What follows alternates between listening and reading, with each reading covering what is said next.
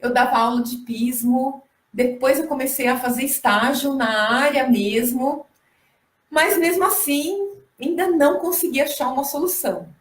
Eu praticamente já estava quase desistindo de achar uma solução, porque eu não conseguia.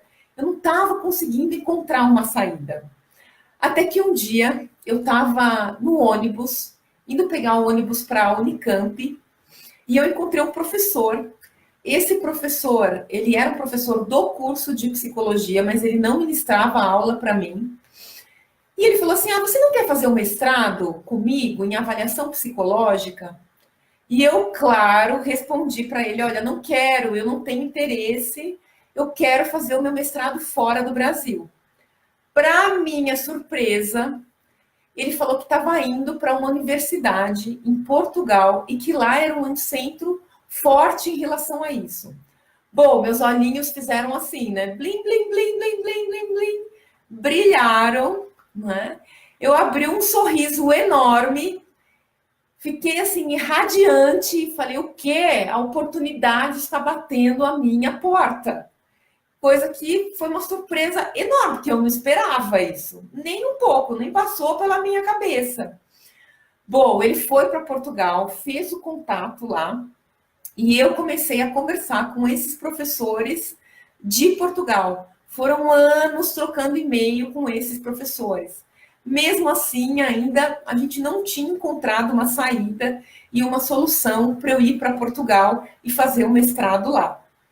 Bom, até que um dia eu já estava quase desistindo e chegou um e-mail, eu me lembro até hoje, com o título Good News. Então, era a resposta que eu precisava, era a resposta que eu tanto buscava, que eu tanto lutei, que eu tinha sido aceita no mestrado em Portugal. Então, depois de algumas confusões aqui no Brasil, eu fui a primeira pessoa a representar a universidade brasileira que eu cursava aqui em Portugal. Enfim, enquanto aquelas pessoas, os meus colegas, os alunos da minha sala, estavam naquela fase de sentir aquele vazio que eles estavam se formando, eu já estava com outros planos e eu já sabia que eu ia para Portugal. Bom, eu falei assim, caraca, consegui. Eu falei, apesar de tanta dificuldade que eu enfrentei, eu consegui alcançar o meu objetivo e o meu sonho ia se realizar. Isso porque eu nem sabia o que enfrentar um monte de dificuldades ainda. Bom, quando eu tinha 21 anos, eu embarquei para Portugal com uma mala enorme, um ursinho na mão, deixando a minha família, deixando os estágios, namorado na época, e eu embarquei sozinha, eu comigo mesma e a mala, numa nova aventura.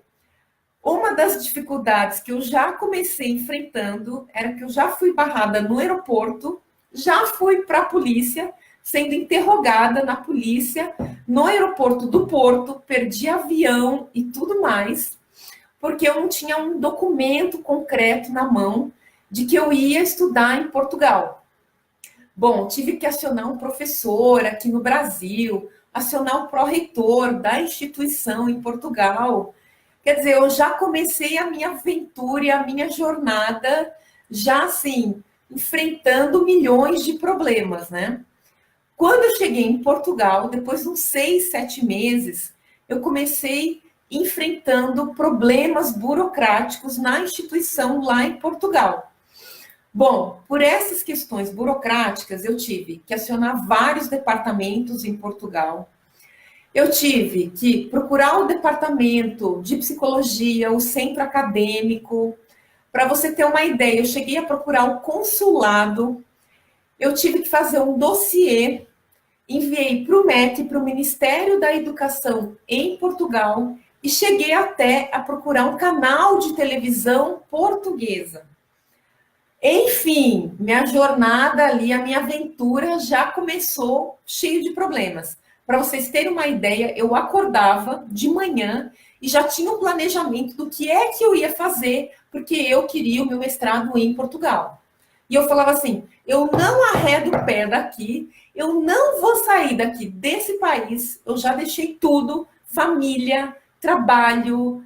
Eu falei, eu vou conseguir o meu mestrado aqui. Eu já não tinha mais nada a perder. Enquanto eu não conseguir isso, eu não saio desse país. Foi bem assim, enfrentando muita dificuldade, mesmo.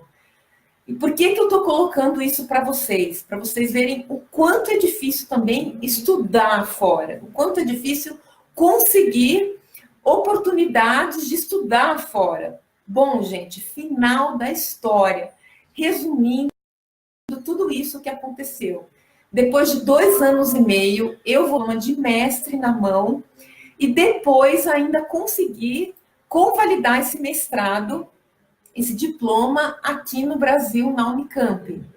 Então, assim, apesar dessa história de Portugal e várias outras situações que aconteceram na minha vida, de um modo geral, tanto em relacionamentos amorosos, amizades, profissional, como atleta, eu tenho uma característica de que eu era muito impetuosa.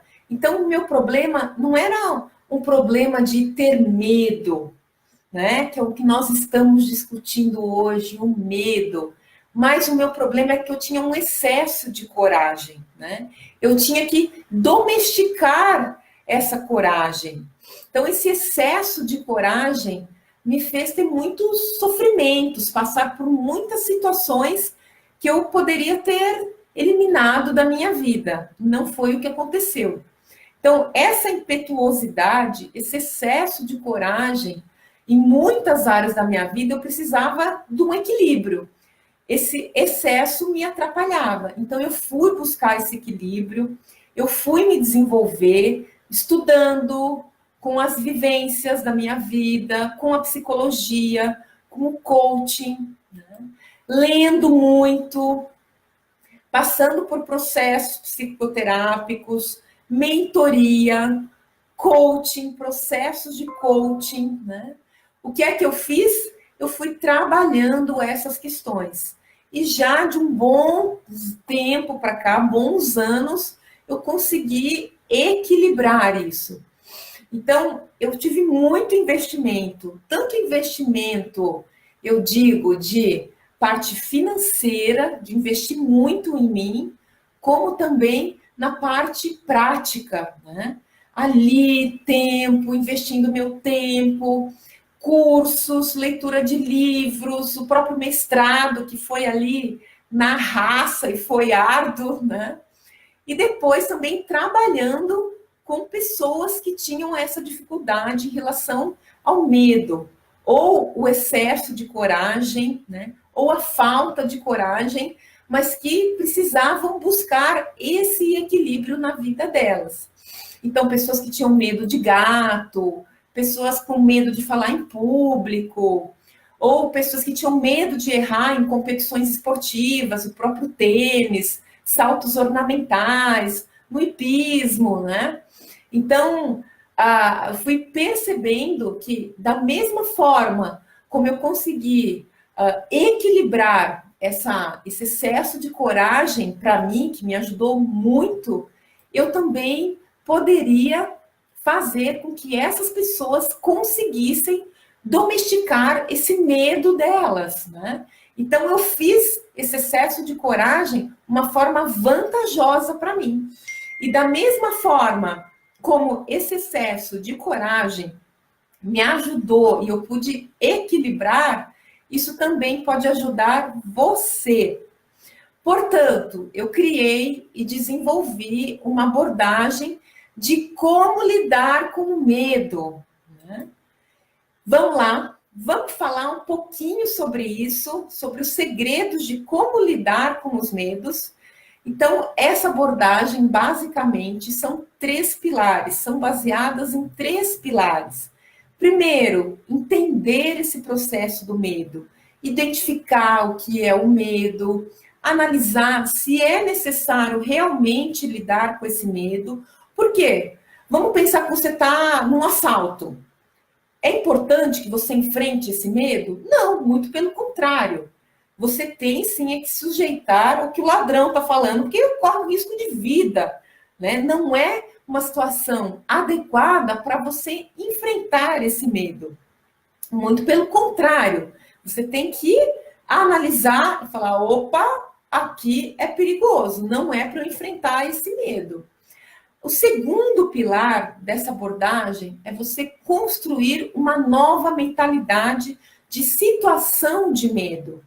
Então, aí nós falamos de crenças irracionais, identificar essas crenças, trabalhar com elas para que elas não te limitem, e sim para que elas se tornem racionais, desenvolver estratégias a partir de situações que você já enfrentou o medo, porque mesmo que seja uma coisa simples, pessoal, vocês já enfrentaram o medo alguma vez. Então, o terceiro pilar está baseado em buscar realmente aquilo que você deseja na sua vida. Qual que é o seu propósito? O que você realmente quer para a sua vida? Quem aqui já não sentiu medo alguma vez? Eu acredito que quase todo mundo já tenha sentido medo aqui, não tem como. Somos seres humanos, pessoal. Então, como nós já falamos aqui de diversos medos, de bicho, de violência, da solidão, numa competição esportiva, com o seu chefe, enfim, várias situações ligadas ao medo. E como eu dei aquele exemplo em relação a Portugal, que é um exemplo simples, né, mas uma situação complexa, mas o fato é que o mecanismo que a gente utiliza em uma situação de medo, a gente acaba fazendo para outras situações da mesma forma. A gente utiliza o mesmo mecanismo. Então, vem uma sensação de medo e o meu padrão de enfrentar esse medo era como? Era desafiando, eu encarava o medo como um desafio. E aí eu questiono vocês: será que enfrentar o medo é sempre a melhor solução? Nós devemos sempre enfrentar o medo ou recuar? E aí, pessoal, o que é que vocês acham? Não, né, gente? Não. A melhor alternativa não é a gente sempre enfrentar o medo. A gente precisa analisar essa situação, porque os próprios estudos falam que o medo é uma defesa do ser humano e que a gente precisa trabalhar porque ela é uma sobrevivência para a gente. A gente precisa do medo para sobreviver. Afinal, ele é uma das 6 emoções primárias que o ser humano tem. Então, o que é isso, pessoal? O que é esse medo? Como que a gente pode definir o que é o medo, né? Ele é uma sensação patológica? Não! Nós temos o medo, faz parte da gente, ele é universal. Ele é um estado de insegurança, de angústia, que vai aumentando, ele vem de uma forma progressiva, nós vamos nos sentindo impotente diante daquela situação em que a gente muitas vezes quer evitar para não enfrentar esse medo, e a partir disso a gente vai se sentindo incapaz diante de alguma coisa. É isso que acontece com vocês? Quando vocês sentem a sensação do medo,